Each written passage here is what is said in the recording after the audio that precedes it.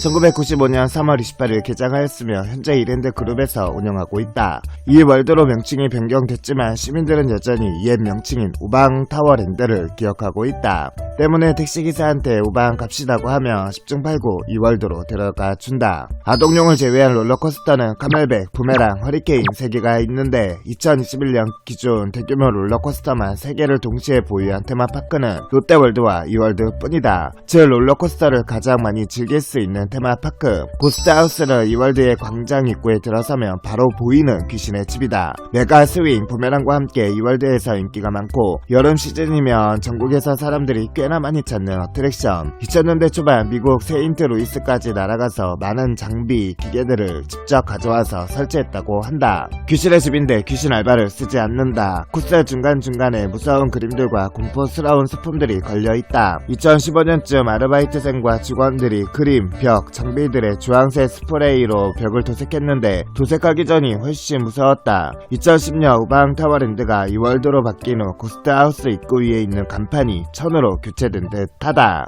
후룸라이드는 초중 학생들이 많이 몰리기 때문에 평상시에도 줄이 굉장히 길다. 코스 중간쯤에 어두워지는 구간이 있어 상당히 으스스하다고 한다. 과거에 물배라고 불렀기 때문에 지금도 대구에서는 후룸라이드를 물배라고 부르는 사람들이 많다. 가장 많은 사람들이 오픈런을 하는 기종이기도 하다. 범벅하는 보스가 한데요. 헤드라이트가 안 들어오는 경우도 있고 집전 장치가 있는 바퀴에서 스파크가 튀는 경우도 있다. 뒷배경에 소니, 스파이더맨 등이 있다. 물론 그냥 범벅카인 줄 알고 탔다간 큰 오산. 알바에 따라 조금씩 다르지만 주행 중 또는 주행 시작 시 부스터 모드라며 방송을 하고 속도를 확 올려버린다. 부메랑은 100코마의 기본 부메랑 모델로 뒤로 올라갔다 떨어지는 셔틀 코스터이며 중력 가속도가 무려 5.2G로 세계 3위, 국내 1위다.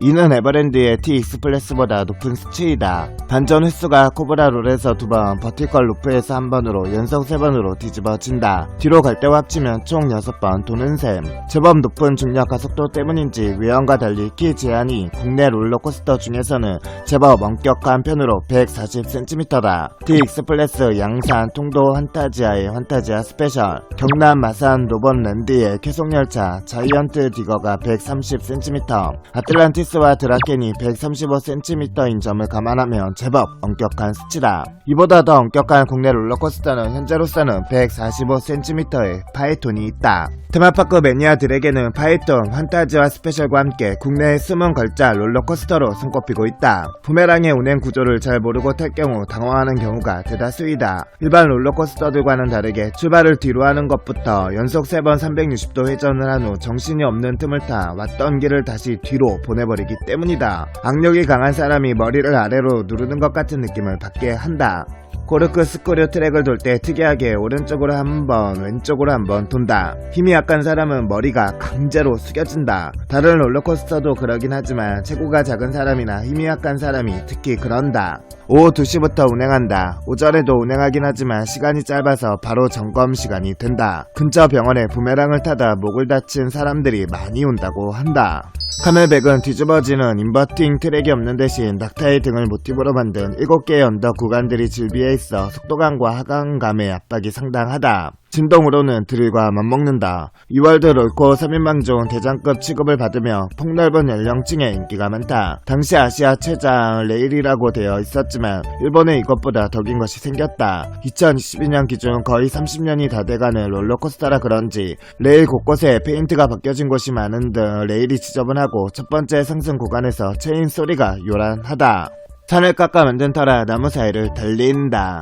이때 탑승 중 하강 구간에서 손을 뻗고 타다가 나무에 닿을 것 같은 느낌이 들기도 한다. 야간 탑승 시 나무 사이에 조명이 많지 않아서 암흑 속을 달리는 느낌이 난다. 레일이 보이지 않아서 더 스릴을 주기도 한다. 허리케인은 흔히 테마파크에서 볼 수 있는 무난한 롤러코스터이다. 저 타강 후 버티컬 루프를 돌고 이어서 더블 콕스 크류를 지나면 바로 스테이션이다.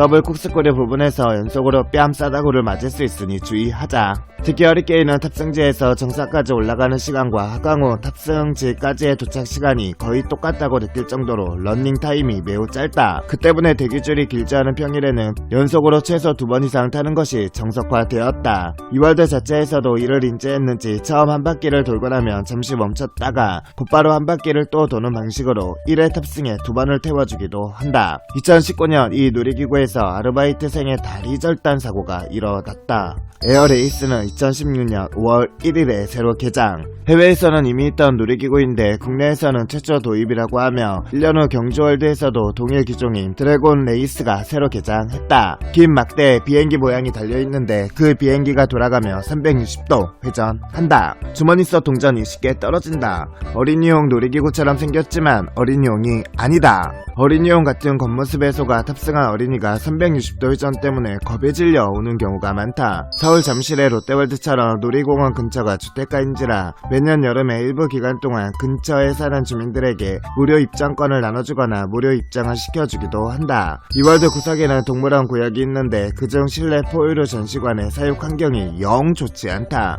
지나치게 좁은 사육장에 중형 동물들을 사육하기 때문에 특히 라쿤은 지속적으로 정형 행동을 반복할 정도다. 다만 미어캣과 주머니지 사육장은 나쁘지 않다.